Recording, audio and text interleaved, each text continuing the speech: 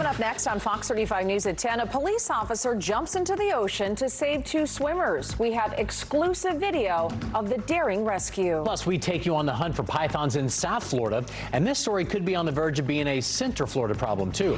Fox 35 News at 10 is just minutes away.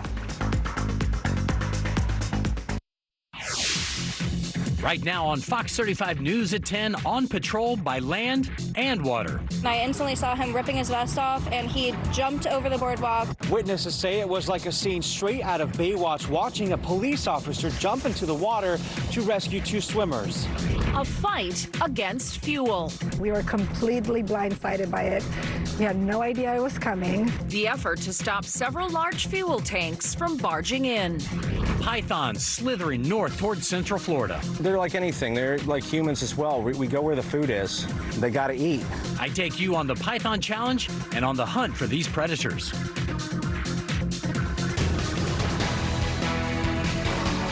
Fox 35 News at 10 starts now. And we start with the Fox 35 News exclusive. A police officer rushes towards danger and saves two people from a rip current. Good evening, I'm John Brown. And I'm Luann Sorrell. You can see here his actions were caught on camera. Fox 35's Patrick Perez is live in Flagler Beach tonight. Patrick, that officer looked like David Hasselhoff out there. Yeah, Luann, that officer wasted no time. He parked his car right here, got out, took off his vest, and then he jumped over the boardwalk here and made a run straight to the ocean. And witnesses I spoke with say this is something that they will never forget. So again, thankfully, those two men are expected to be okay. We did try to get in touch with Officer Kaufman, but today is his day off, as is tomorrow, so we likely will not be able to hear from him until Friday. For now, we're live in Flagler Beach tonight. I'm Patrick Perez, Fox 35 News. Thank you, Patrick. Obviously, he deserves a couple of days off. Yeah. And Fox 35 Storm Team meteorologist Brooks Garner joins us now. Brooks, we all need to be careful when we go into the water because rip currents are also going to be an issue this weekend. Big time. And this weekend, Luann, we've got a system looming off of our Atlantic coastline. And the first sign of that is all the rain we're getting this evening, all the thunder and lightning. This is going to become a low pressure system over the weekend, ultimately making a run for the Carolinas. But in doing so, it's going to bump our surf up to about 5 to even 8 feet and produce more potentially deadly rip currents. That's Friday, Saturday, and Sunday, so be careful at the beaches. All right, big story, obviously, all the rain. We've had anywhere from 1 to as many as 5.5 inches of rain this evening. Right now, the rain is hitting areas that haven't yet had it. That is Volusia County and Flagler County. We're seeing heavy rain now on I-4 at Lake Helen with thunder and lightning as well. Lots of lightning, a little bit of a light show out there. West of Oak Hill, down through Titusville, offshore as well. The kind of lightning where it's cloud to ground, it's occasional, and it'll kind of wake you up if you're nodding off and you're nearby. Look at this cell moving on to the Flagler County shores of Mound Grove, just south of Flagler Beach. So all this activity, well, it's going to start to move on out of here after 1 a.m. So this is on the way out. It's sort of the tail end of it, but that system has a 40% chance, a medium chance before this week is out of developing. And did you see that lightning? That's a live camera from Daytona Beach. It's popping out there. Luann and John, I've got more on this coming up. All right, Brooks, thank you. A proposed fuel tank farm was the hot topic of discussion tonight in Ormond Beach. Neighbors there say they don't want it, and city officials agree. Fox 35's Connor Hansen was at that meeting and spoke with residents as well. He joins us live from City Hall. So, Connor, explain the concerns with this fuel terminal. Well, John, those people were packed into the meeting room here at City Hall tonight, and commissioners even voting to not allow that facility to use its city water if it's built. Those commissioners also vowing to fight this project as much as possible. And that land is actually in Volusia County, not the city. The county told me today that that company has not actually applied for any permits from them yet. This project's still in a really early stage, but that area does have the right zoning to build one of those fuel tank farms. Reporting live in Ormond Beach, Connor Hansen, Fox 35 News. Connor, also a news alert right now. Deputies opened fire on a suspect in Marion County, putting him in the hospital. Skyfox drone was over the scene in Denellen shortly after that shooting at around 9:30 this morning. Deputies spotted a man who they have had run-ins with in the past, but things escalated this time.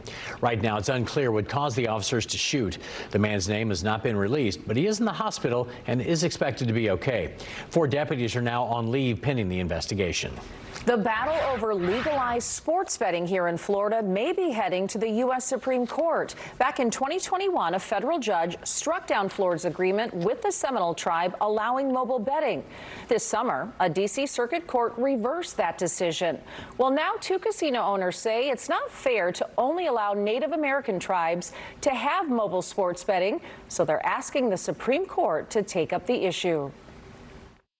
This will constitute a blueprint that states and tribes throughout the country can emulate. So if this compact is legally valid under federal law, you're going to see a dramatic overhaul of how states and tribes compact for gaming on Indian lands. 30 states already have legalized sports betting. Experts say it could generate billions of dollars each month in Florida, but this case could take months or even years to make its way through the courts. Fox 35 News at 10 is just getting started. Still ahead, condo owners are being told to pay up or get out. Why they're being sent bills now, months after Hurricane Ian damaged their homes. And the birthday present of a lifetime, 1,000 feet in the air. This takes the cake. This takes the subway foot long. I don't think he can top this. How a dad made his daughter's special day that much better. Plus, a python problem is bad and it could be getting worse. The evidence that these invasive giants are moving towards Central Florida. So yeah, they're marching north as we speak. There's probably tens of thousands. I'll take you along for the python hunt and what it's really like to wade around in the Everglades looking for these beasts coming up. But first, we told you about lab-created meat, and now we're talking about printing fish. Yeah, would you eat 3D printed salmon? Well, it's a thing, and that fish is swimming off the shelves in Australia. Creators of the futuristic fillet say they're entering a creative food revolution. The salmon is 100% vegan and is made of fungi. It sells for about $7.50.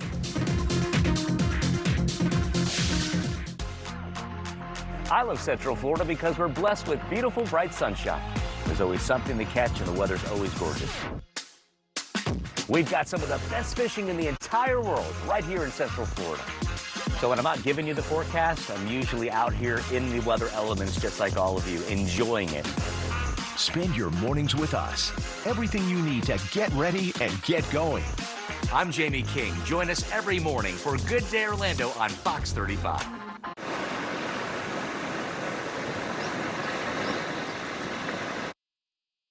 This is Tracking the Tropics. We've got Hurricane Nigel out there in the North Atlantic. No threat. 40% chance that this disturbance becomes something off of our coast. I'm tracking that coming up in the next few minutes. And this could be the next named storm here in the Eastern Atlantic. The 10th annual Python Challenge just wrapped up down in the Everglades. I went along for the hunt this year to see just how bad the problem has gotten there in South Florida. We didn't catch any. And believe it or not, that may mean the problem is actually getting worse. And coming up tonight at 11, we take you to the Miccosukee tribal lands. The tribe has lived there in the Everglades for over 100 years, but the pythons are destroying their way of life. So they've come up with a new way to hunt the snakes. Fox 35 is the first media outlet that's ever been given permission to speak with the tribe members, and you'll see why this battle means so much to them. Again, that's coming up tonight at 11 o'clock. And Luann, it was kind of freaky being out in the middle of the Everglades, and there's nothing. Yeah, there are no animals. There's no much wildlife. Right. I mean, you can see forever, and you think there's not a sound out there.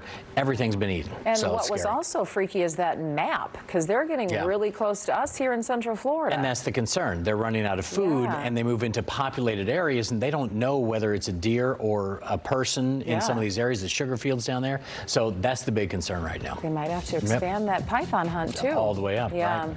All right, well, still ahead tonight, a car going 120 miles per hour prompts a police chase. Yeah, and then this happened. Please help us out. Please help us out. Yeah, get on out. Get on out. Go sit over there by the curb. Who's still in there? He's in the passenger. Go sit. Go sit. How a group of officers raced against the clock to save a teen's life by lifting a 3,600-pound vehicle. The Fox 35 storm team is backed by Fox Weather. There are hundreds of some of the best meteorologists across the entire country. We are here with you to weather the storm. The Fox 35 storm team and the power of Fox Weather, built for Florida weather. Time and Temperature is brought to you by Morgan & Morgan, America's largest injury law firm. All right, check out this scene in South Africa. A giant wave crashed into a beachfront restaurant near Cape Town. Several people were hurt, but they are expected to be okay.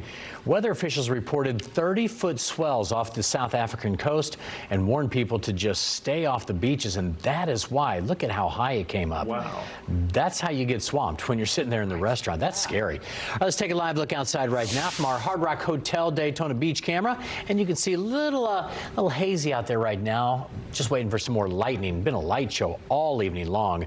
And Brooks Garner joins us once again. Brooks, you have a lot of rain on your radar tonight. There's a front that's parked over Florida. And this time of year, it's kind of unusual to have a cold front come this far south. But when Hurricane Lee moved out last week, it dragged this down and it's parked here. It's stalled. And so this has been the focus point for all this rain. That's why it's raining. And it's along that front that we might actually see a new low pressure develop tomorrow and then become a subtropical storm heading for the Carolinas this weekend.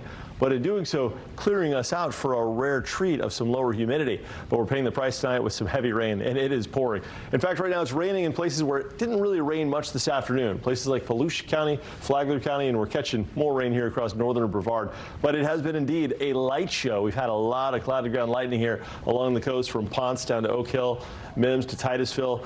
And these storms are just kind of sitting around. They're not really moving anywhere. They're going to rain out and then die out after 1 a.m. But there's still going to be some thunder and lightning for us here.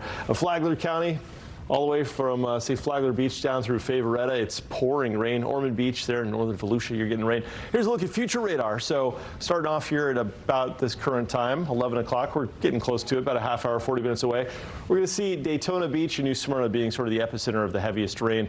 And then toward midnight, it'll start to die out, and then after about 1 a.m., it's done.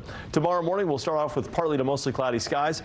And then as we head into the afternoon, the sea breeze kicks in. It becomes breezy with that low forming off of the Atlantic, and then we're likely to see some scattered storms pop in around 5 o'clock. So for the first 2/3 of the day, you're good to go. But after 5, all bets are off. We could have another wet Thursday evening commute. And like today, slow-moving storms, lots of lighting, and they'll linger around. But you know what? Overall tomorrow, I don't see the rain as being quite as widespread as what we've just endured.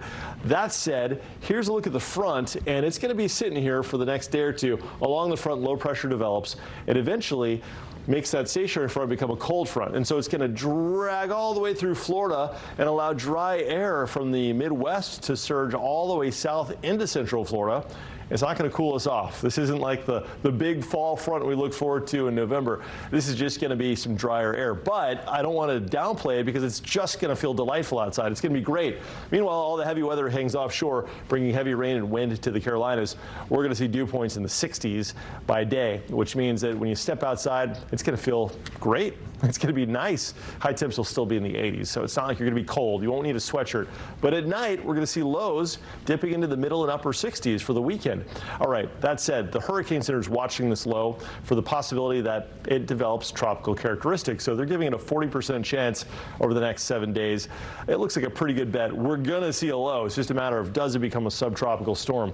Regardless, we're also going to see some wave action. Look at this, 7 to 8 foot waves by Friday and Saturday. Rip current risk will be high all weekend long. It won't settle down until next week. And during times of high tide with the northeast flow of the waves, we could see some coastal flooding issues. Not major. This isn't going to be a major deal, but what I mean is like the waves may run all the way up to the edge of the dunes during times of high tide for Friday and Saturday. So there could be some erosion issues. I know it's kind of a sensitive topic, right? We've got a lot of the homes that fell into the sea after Nicole last fall, and a lot of the dunes haven't been repaired. So heads up on that. Okay, breezy conditions tomorrow. Fall arriving on Saturday, and how appropriate that the drier air arrives on Saturday as well. Not going to last for long. It'll be muggy next week, but at least it's something. Something to look forward to. Luann and John. Yeah, a little nice break. Brooks, thank you. Well, a heart monitor cracks a murder case. Coming up, find out how the victim's last breath helped police find his body and his alleged killers. Plus, Manny Martinez is live in Orlando tonight. That's right, Luann. Some condo owners here are furious. Their assessments nearly tripled. They say the board of HOA doesn't have their backs. Management says it's the best choice after damage from Hurricane Ian. The controversy coming up. The big story at 10:30 is a Fox 35 exclusive. Condo owners say they are just now being charged a huge monthly fee for damage caused by Hurricane Ian. And they say they're being priced out by the actions of their own board. Fox 35's Manny Martinez is live in the Conway neighborhood of Orlando, where the owners there say that they're going to fight this every step of the way. Manny. That's right, John. This neighborhood was under 4 feet of water during Ian. Some neighbors even had to be rescued. And still, some are calling what's happening now, 1 year later, the neighborhood's darkest hour. And those recall chants at that packed meeting are in reference to the fact that some homeowners, once they got notice of the assessment increase a few weeks ago, they organized a recall vote of all 3 board members. They collected 157 signatures, a majority, and state law says the board has 5 days to acknowledge the results. That time's up at the end of this week. More on that recall effort on this story on Fox 35 News tomorrow, as well as we'll give you a tour of what one of these freshly redone apartments now looks like. Live tonight in Orlando, Manny Martinez, Fox 35 News. Boy, it really did get heated tonight, didn't it? Manny, thank you. A Fox 35 follow-up now. 2 more people have been arrested for allegedly hanging anti-Semitic hate banners off a bridge over I-4 in Orlando. It happened back in June on the Darrell Carter Parkway Bridge in Orlando, which is right near the outlets. Investigators say Ronald Murray and Amanda Raines turned themselves in to the Orange County Jail yesterday. That now brings the total to 4 arrests for that incident. Anthony Altwick was arrested earlier this week, and Jason Brown was arrested last week. FDLE says all 4 are being charged with criminal mischief. This is all the result of a new state law that targets this type of behavior. State Representative Randy Fine helped draft the law, which makes displaying an image on a property without that owner's consent a crime. Also, a Fox 35 News exclusive. A heart monitor leads detectives to a body at the compound in Palm Bay. That monitor stopped registering a heartbeat, so investigators know the exact moment that Nicholas Mitchell died. Fox 35's Esther Bauer explains. I don't want to go to a gas station alone. You go to a gas station alone, could be a victim. The gas station can be a carjacking center. Nick Bauer lived with Nicholas Mitchell for 3 years. They were roommates and friends. Bauer says he knew something was wrong when he hadn't heard from the 30-year-old in a day. If he was going to go somewhere, he'd call. Even when he was on the other coast, he'd call back here because we were like family here for him. These court documents reveal new details about how Mitchell's body ended up in the compound. This suspect, Renee Lamos, told police they were racing at the compound in Mitchell's BMW. At one point, she says she was not near Mitchell or her boyfriend and suspect, Robert Paul Lanning III. When she found Lanning, he told her he shot Mitchell, and they left. I'm just hoping that they are treated like the murderers that they are. Police found Mitchell's body with a gunshot wound. His ID, 2 phones, wallet, and white BMW all missing. But his heart monitor, which has a GPS on it, was still on him. Detectives say the last reading on the monitor came from the compound. His heart was having trouble, and he had a heart monitor on him at the time he got carjacked and shot. I'm not positive that he was killed at the compound, but I am positive he was killed in the car, because the detective said the car is just full of blood. Bauer says Mitchell loved antique cars and even won this award for his collection. It was something they had in common, and Bauer says he did not deserve to die. He was possessed by doing fundraising for people and all around, anybody, whether it was dogs or people or food, he was always working at fundraising. He was a really generous guy. That was Esther Bauer reporting. Well, UCF is shutting down 3 of its satellite campuses across Central Florida. The state university system's Board of Governors approved those closures today. The campuses are in Leesburg, South Orlando, and Palm Bay. UCF says instruction stopped at both the Leesburg and Palm Bay locations in 2018 because of a lack of demand and online programs. The location in South Orlando has 2 unoccupied buildings right now. Orange County is leasing that property for a public park and recreation facility. It's still unclear what impact the closure could have on the park. In our You Decide coverage tonight, the next Republican presidential debate is 1 week from today. Once again, former President Donald Trump is expected not to be there. But it doesn't appear to matter as he continues to widen his polling lead over the competitors. Take a look at this. A new Fox News poll finds 60% of Republican voters back Trump for the nomination. And that is well above Florida Governor Ron DeSantis at 13%. The same poll found Republican voters are heavily in the camp of the populist candidates and ideas. Populists like Trump and DeSantis don't want to send more money to Ukraine, are against any cuts to Social Security and Medicare, and have less trust in government institutions.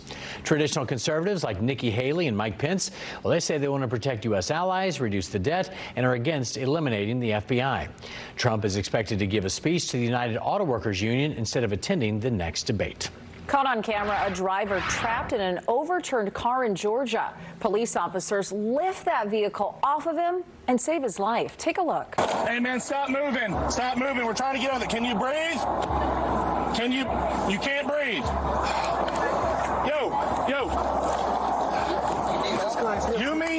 He can't breathe. You and me are going to lift this car up right now. The crash happened after a police chase. Officers say the car was going 120 miles per hour. Just minutes later, the 19-year-old driver with 3 passengers flipped over and was trapped with his head crushed between the sunroof and the road. But he was motioning me in a no signal that he couldn't breathe. Kind of rallied, at the back of the car. I said, hey, he can't breathe. We need to lift this car up right now. 4 officers and the passengers helped lift that car, and the driver was able to get out.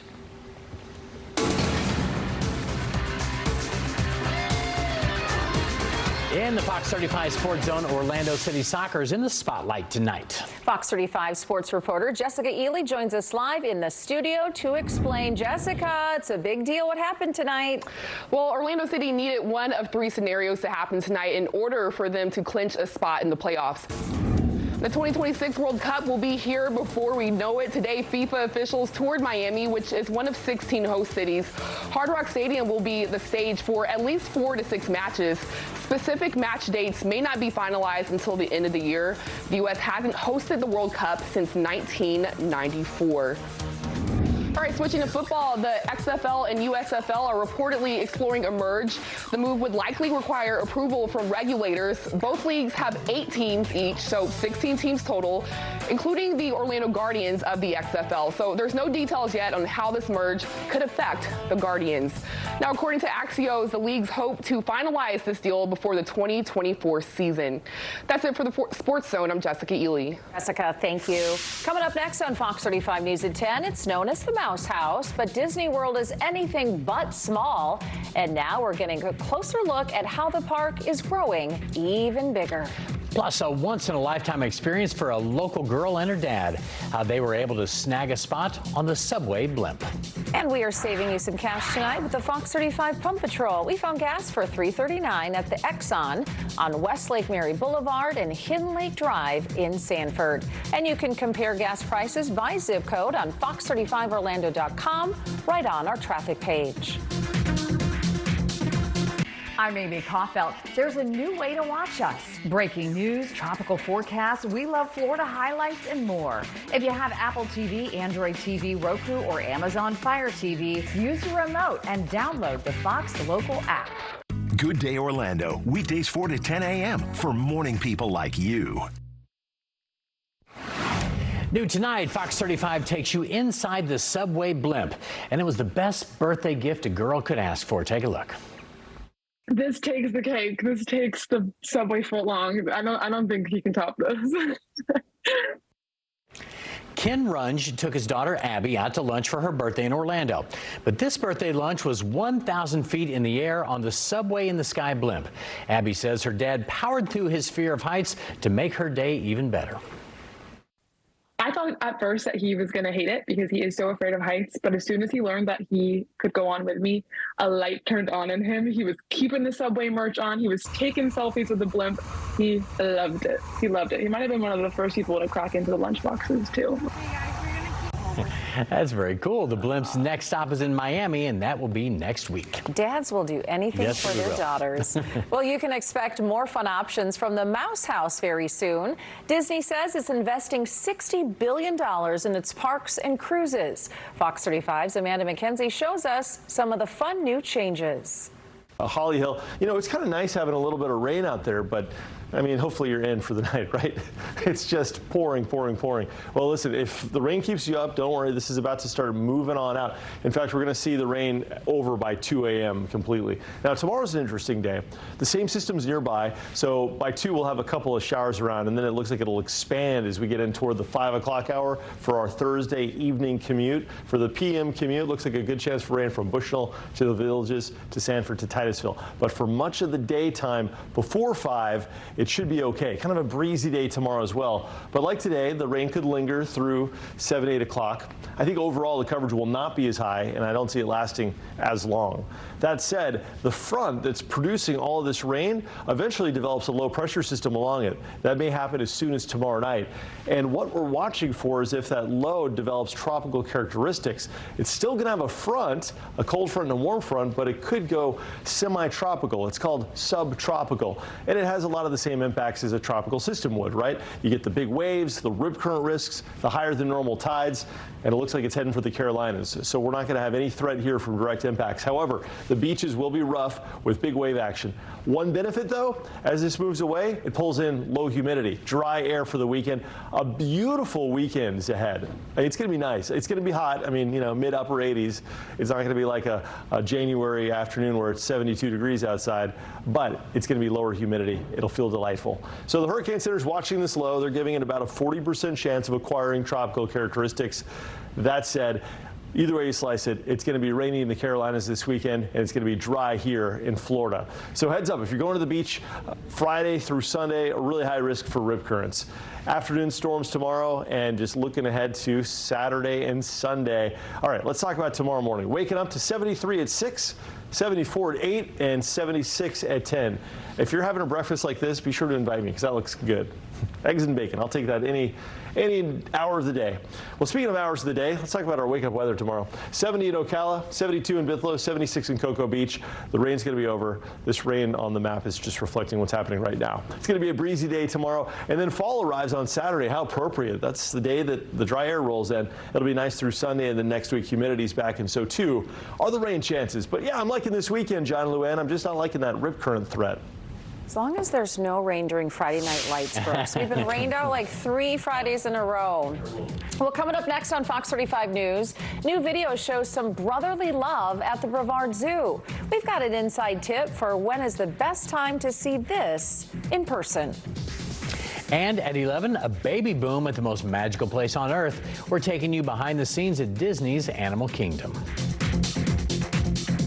Start Saturday strong with Big Noon Saturday on Fox. Quarterback Dylan Gabriel leads the Oklahoma Sooners into a conference clash against Big 12 newcomer, the Cincinnati Bearcats. Wow! The best pregame, the best announcers, the biggest games. It's Big Noon Saturday on Fox. There's a new way to watch us. Use your remote and download the Fox Local app.